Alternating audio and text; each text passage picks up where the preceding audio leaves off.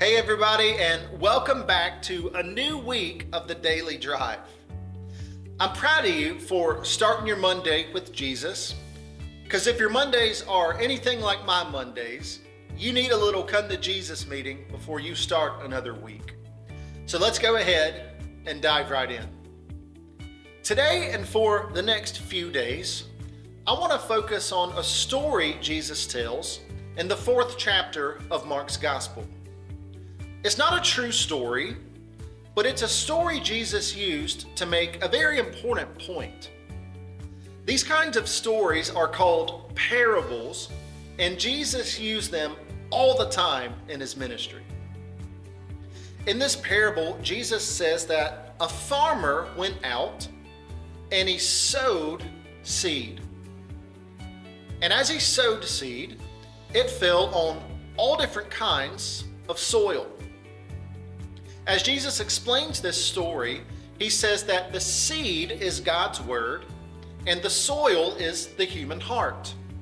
And his whole point was this: if your heart isn't right, the things of God will never grow in your life.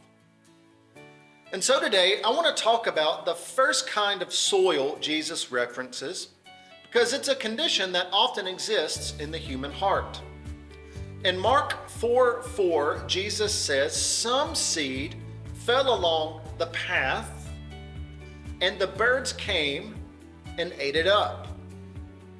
Now, we've all seen and walked along a dirt path before, and what we know about a dirt path is that the soil is hard and compact because people have walked all over it. Jesus' point is that some people have been walked all over in their life, and because of that, they've developed a hard heart. When people walk all over us, it's not really healthy, but it's pretty natural for us to form a protective shell around ourselves so that people won't hurt us again in the future.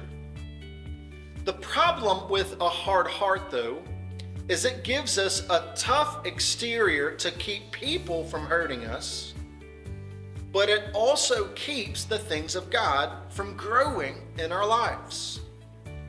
Later in verse 15 of the same chapter, Jesus explained this parable further, and he said this: because the seed can't penetrate the hard soil, it just sits on the surface, and then Satan comes and steals it away. Guys, if you've been hurt, if someone's abused you, if someone's betrayed you or lied to you, look, I understand why you may have developed a hard heart. But I think Jesus wants you to understand that the things of God can't grow in a heart like that. And so as we wrap it up today, I want you to spend time in prayer, talking to God about the condition of your heart. If you've been hurt, ask him to heal those hurts. If your heart is hard, ask God to give you wisdom on when to be tough and when to be tender. Guys, just because someone broke your trust in the past doesn't mean you can't trust Jesus or even trust people today. After you've had an honest conversation with God about the condition of your heart, ask Jesus to go to work on your heart so that the things of God really can grow in your life like never before.